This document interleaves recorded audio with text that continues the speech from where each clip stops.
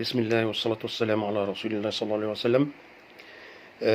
اليوم النهاردة كان في حزن على فقد والد مروان عطية، لاعب خط النص للنادي الأهلي. للفقيد الرحمة والأهل والصبر والسلوان. الله يصبرك ويرحمه ويغفر له. قال رسول الله صلى الله عليه وسلم: إذا مات ابن آدم انقطع عمله إلا من ثلاث: صدقة جارية، أو علم ينتفع به، أو ولد صالح يدعو له. فنسألك إن شاء الله بإذن الله تعمل صدقة على روحه وربنا يرحمه ويغفر له، وتدعي له بالمغفرة والرحمة.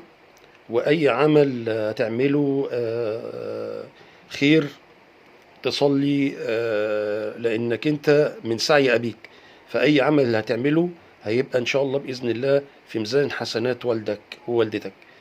فربنا سبحانه وتعالى يجعلها آخر الأحزان ويغفر له ويرحمه. النهاردة كنا مفتقدينك في نص الملعب، بس الحمد لله إن اللعيبة أدوا ما عليهم وعملوا ماتش روعة وجميل جدا. النهاردة كان ماتش الأهلي والزمالك اللي انتهى ب4-1، نتيجة 4 كبيرة على فريق الزمالك. الماتش ابتدى من الشوط الأولاني. الأهلي كان مستحوذ. في الدقيقة الأولانية حصلت هجمة على النادي الأهلي، بيتعاد الهجمة، تتعاد. بصينا الكاميرا رجعت على الملعب، لقينا حسين الشحات مسجل هدف في الدقيقة الثانية من الشوط الأولاني. فده أسرع جون بصراحة يجي بالطريقة دي. وكان جون جميل جدا مباغت. فالكرة اتلعبت على اليمين لحسين الشحات، دخل شاطها صاروخ ما شافهاش محمد صبحي. كرة روعة جدا على يمينه وقوية جدا، صاروخ بصراحة. جون روعة جدا وجون جميل جدا. أصبح الأهلي من الدقيقة الثانية غالب 1-0. الماتش كان الأهلي مسيطر عليه أكبر من 60%. والأهلي كان مسيطر سيطرة كاملة، والزمالك في الشوط الأولاني ما جاش. فجت الدقيقة 36 هجمة ومبصية لحسين الشحات، عدلها وشاطها بوش رجله صاروخ من فوق ايد محمد صبحي، تسكن في شباك محمد صبحي وما يقدرش يعمل لها حاجة.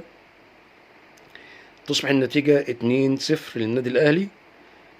برضو الأهلي مسكتش، برضو فضل يهاجم عشان يعزز الهدفين، وفضل الأهلي يهاجم لحد الدقيقة 46.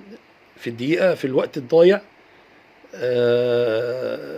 حط الكورة، اتحطت لعلي معلول، وعلي معلول لعبها بشماله، عدلها ولعبها بشماله، عملت بند قبل ما توصل لمحمد صبحي، سكنت على شمال محمد صبحي، وتصبح النتيجة 3-0.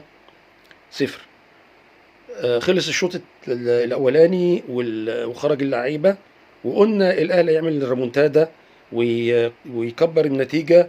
وطبعا ما ننساش نقول ان الكورة القوية جدا اللي جت من قفشة في العارضة، يعني كان ممكن النتيجة تبقى 4، يبقى الشوط الأولاني الأهلي خارج 4، بس العارضة طبعا طلعتها وشالتها لتصبح النتيجة 3-0 للنادي الأهلي.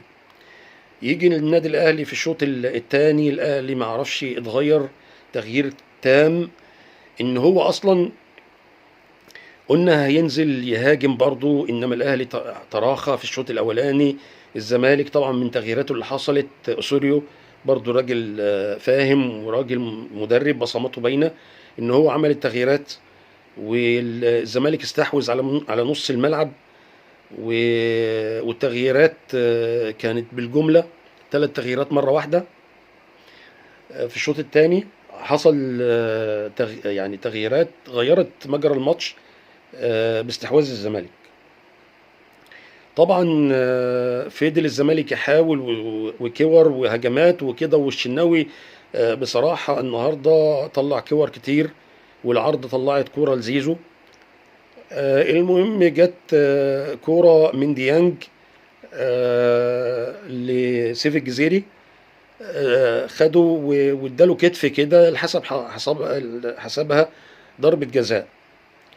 سددها زيزو على يمين الشناوي، الشمال جه شمال وحطها زيزو في على يمين الشناوي لتصبح النتيجة 3-1.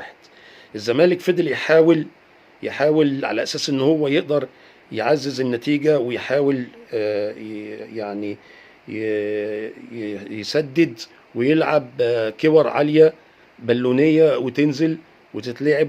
طبعا الزمالك ما قدرش يعمل حاجة، بس طبعا احنا بنقول ان فريق النادي الاهلي في تراخي جدا من الدفاع، وطبعا الشناوي غلط غلطة تغتفر، اللي هو بيعمله اللي هو الكورة المردودة دي وترجع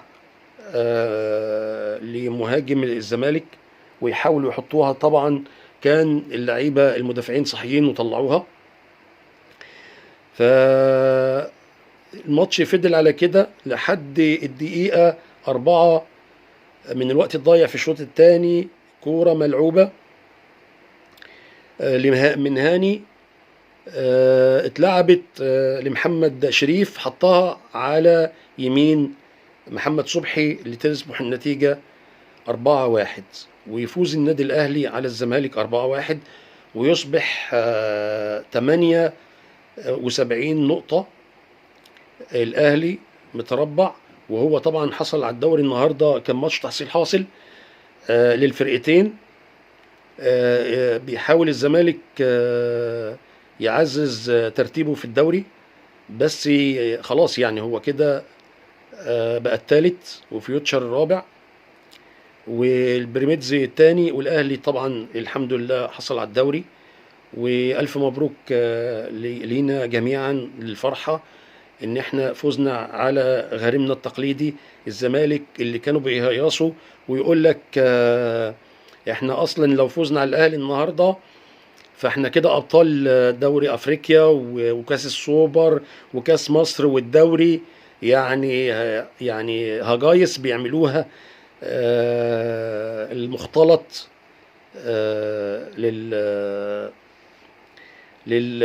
للدوري والجماهير. ما تعرفش يعني هم بيضحكوا على فريقهم، على جمهورهم، ولا ايه يعني ما تعرفش. بس احنا الحمد لله كده ترتيبنا كويس وخدنا الدوري، وان شاء الله باذن الله كل المطوشه اللي جايه احنا ما بنحبش نتعادل، ما بنحبش نتهزم. والف مبروك مره تانية لينا والنادي الاهلي ولاعيبته ولادارته ومروان عطيه، ربنا يصبرك ويغفر له ويرحمه. واشوفكم على خير، والسلام عليكم ورحمه الله وبركاته.